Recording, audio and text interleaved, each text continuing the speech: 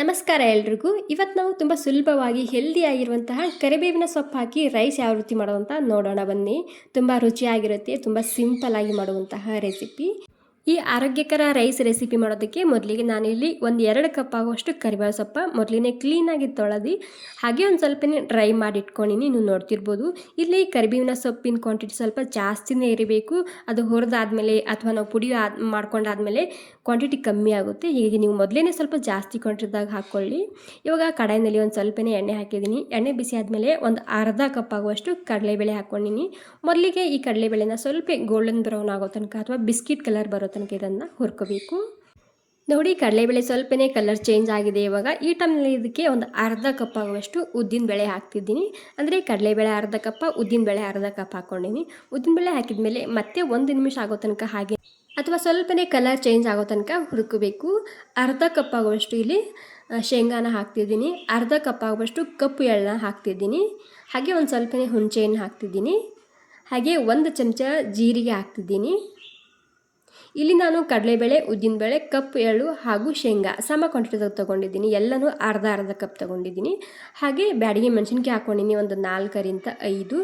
ಇವಾಗ ಏನಿಲ್ಲ, ಈ ಎಲ್ಲ ಸಾಮಗ್ರಿ ಕ್ರಿಸ್ಪಿ ಮಾಡ್ಕೊಂಡು ತೊಗೋಬೇಕು. ಎಲ್ಲನೂ ಹಸಿ ವಾಸನೆ ಹೋಗಬೇಕು, ಹಾಗೆ ಗರಿ ಗರಿ ಆಗಬೇಕು. ಓಕೆ ನೋಡಿ, ಇವಾಗ ಕ್ರಿಸ್ಪಿ ಆಗಿದೆ, ಹಸಿ ವಾಸನೆ ಹೋಗಿದೆ ಎಲ್ಲನೂ. ಇವಾಗ ಇದನ್ನು ನಾನು ಪ್ಲೇಟ್ನಲ್ಲಿ ಸೈಡಿಗೆ ಹಾಕಿಡ್ತಿದ್ದೀನಿ.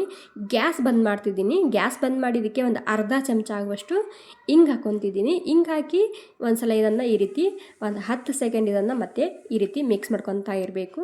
ನಂತರ ಇವಾಗ ಇದನ್ನು ಪ್ಲೇಟ್ನಲ್ಲಿ ಸೈಡಿಗೆ ಹಾಕಿಡ್ತಿದ್ದೀನಿ.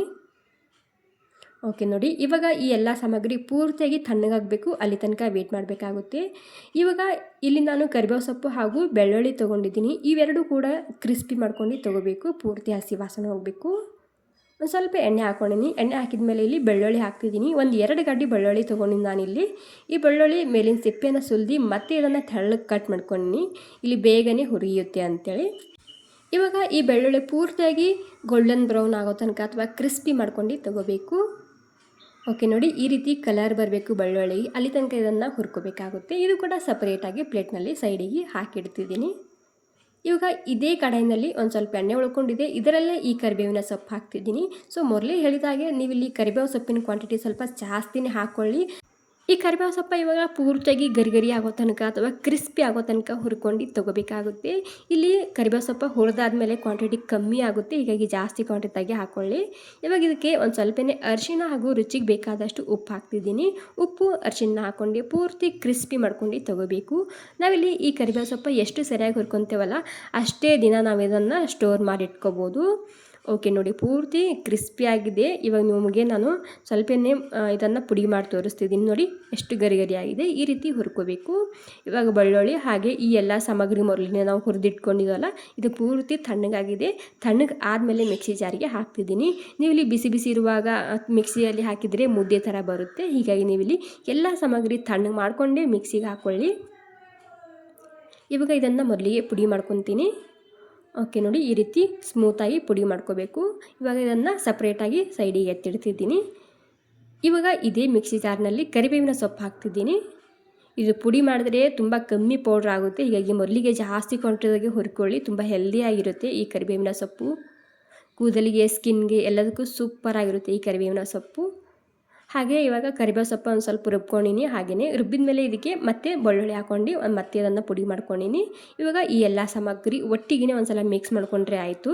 ಈ ಪುಡಿನ ನೀವು ಸುಮಾರು 1 ತಿಂಗಳು ಆಗೋ ತನಕ ಸ್ಟೋರ್ ಮಾಡಿ ಇಟ್ಕೋಬೋದು. ಈ ಎಲ್ಲ ಸಾಮಗ್ರಿ ಸರಿಯಾಗಿ ಹುರ್ಕೊಂಡ್ರೆ ಅಥವಾ ಇಲ್ಲಿ ಕರಿಬೇವಿನ ಸೊಪ್ಪು ಕೂಡ ನೀವು ಸರಿಯಾಗಿ ಪುಡಿ ಮಾಡಿಕೊಂಡ್ರೆ 1 ತಿಂಗಳು ತನಕ ಸ್ಟೋರ್ ಮಾಡಿ ಇಟ್ಕೋಬೋದು. ಊಟಕ್ಕೆ ಸೈಡ್ ಡಿಶ್ ಆಗಿ ತಿನ್ಬೋದು ಈ ಚಟ್ನಿ. ಹಾಗೆ ಇದನ್ನು ದೋಸೆ ಮೇಲೆ ಅಥವಾ ಉತ್ತಪ್ಪ ಮೇಲೆ ಅಥವಾ ಬಿಸಿ ಅನ್ನಕ್ಕೆ ಸ್ವಲ್ಪ ತುಪ್ಪ ಹಾಗೂ ಈ ಪುಡಿ ಹಾಕ್ಕೊಂಡು ತಿನ್ಬೋದು, ಅಥವಾ ಚಪಾತಿ ರೊಟ್ಟಿ ಜೊತೆಗೆ ಊಟಕ್ಕೆ ಸೈಡ್ ಡಿಶ್ ಆಗಿ ಹಾಕ್ಕೊಂಡು ತಿನ್ಬೋದು. ತುಂಬ ಹೆಲ್ದಿಯಾಗಿರುತ್ತೆ. ಇವಾಗ ನೋಡಿ, ನಾನಿಲ್ಲಿ 1 ಗ್ಲಾಸ್ ಅಕ್ಕಿಲಿಂದ ಅನ್ನ ಮಾಡಿಟ್ಕೊಂಡಿನಿ. ಬಿಸಿ ಅನ್ನದ ಇದು, ಉಳಿದಂತಹ ಅನ್ನ ಕೂಡ ನೀವಿಲ್ಲಿ ಬಳಸ್ಕೋಬೋದು. ಇವಾಗ ಈ ರೀತಿ ಬಿಡಿ ಬಿಡಿಯಾಗಿ ಮಾಡಿಟ್ಕೋಬೇಕು. ಓಕೆ, ಕೈಲಿಂದ ಒಂದು ಸಲ ಬಿಡಿ ಬಿಡಿಯಾಗಿ ಮಾಡಿಟ್ಕೊತಿದ್ದೀನಿ. ತುಂಬ ಬಿಸಿಯಾಗಿದೆ, ಇದು ಒಂದು ಸ್ವಲ್ಪ ತಣ್ಣಗಾಲಿ. ಇವಾಗ ಇದೇ ಪುಡಿನ ಬಳಸ್ಕೊಂಡು ಕರಿಬೇವಿನ ರೈಸ್ ಯಾವ ರೀತಿ ಮಾಡೋದು ಅಂತ ನೋಡೋಣ. ಮೊದಲಿಗೆ ಎಣ್ಣೆ ಹಾಕ್ಕೊಂಡಿನಿ. ಎಣ್ಣೆ ಬಿಸಿ ಆದಮೇಲೆ ಇಲ್ಲಿ ಶೇಂಗಾನ ಹಾಕ್ಕೊಂಡು ಗರಿ ಗರಿ ಆಗೋ ತನಕ ಅಥವಾ ಕ್ರಿಸ್ಪಿ ಮಾಡ್ಕೊಂಡು ತೆಗಿಬೇಕು.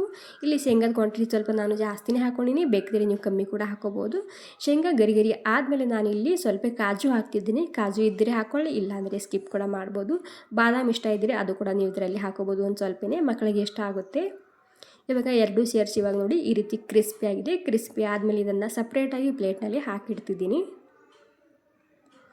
ಇವಾಗ ಇದೇ ಕಡೆಯಲ್ಲಿ ಮತ್ತೆ ಒಂದು ಸ್ವಲ್ಪ ನಾನಿಲ್ಲಿ ಎಣ್ಣೆ ಹಾಕ್ಕೊಂಡಿನಿ. ಎಣ್ಣೆ ಬಿಸಿ ಆದಮೇಲೆ ಸಾಸಿವೆ ಹಾಗೂ ಜೀರಿಗೆ ಹಾಕ್ತಿದ್ದೀನಿ. 1 ಚಮಚ ಕಡಲೆಬೇಳೆ, 1 ಚಮಚ ಉದ್ದಿನಬೇಳೆ ಹಾಕ್ತಿದ್ದೀನಿ. ಇವಾಗ ಇವೆರಡು ಬೇಳೆ ಒಂದು ಸ್ವಲ್ಪನೇ ಕೆಂಪಾಗೋ ತನಕ ಹುರ್ಕೋಬೇಕು. ಓಕೆ ನೋಡಿ, 2 ಬೇಳೆ ಕೆಂಪಾಗಿದೆ. ಇವಾಗ ಕೆಂಪಾದ್ಮೇಲೆ ಇದಕ್ಕೆ ಕರಿಬೇವಿನ ಸೊಪ್ಪು ಸೇರಿಸ್ತಿದ್ದೀನಿ.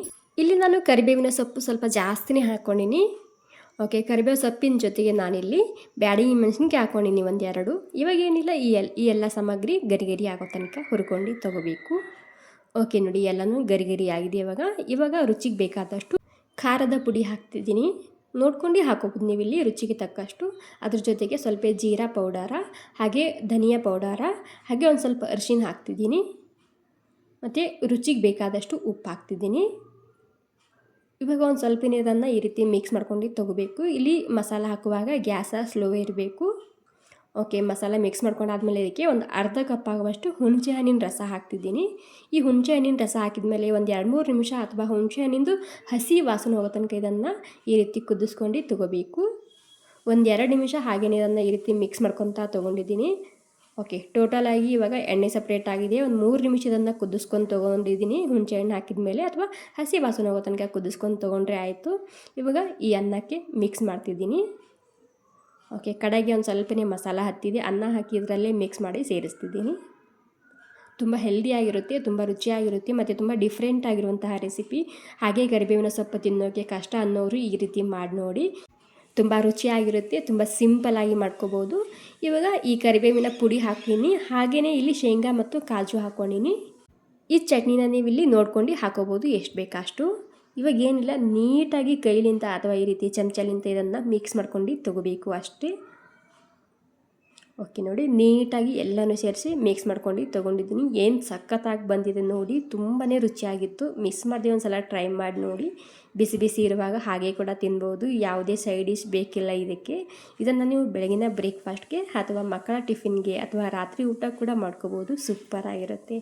ಓಕೆ, ಈ ಸಿಂಪಲ್ ಹೆಲ್ದಿ ಕರಿಬೇವಿನ ರೈಸ್ ರೆಸಿಪಿ ಇಷ್ಟ ಆಗಿದ್ರೆ ಒಂದು ಲೈಕ್ ಮಾಡಿ. ಥ್ಯಾಂಕ್ ಯು ಸೋ ಮಚ್ ಎಲ್ರಿಗೂ.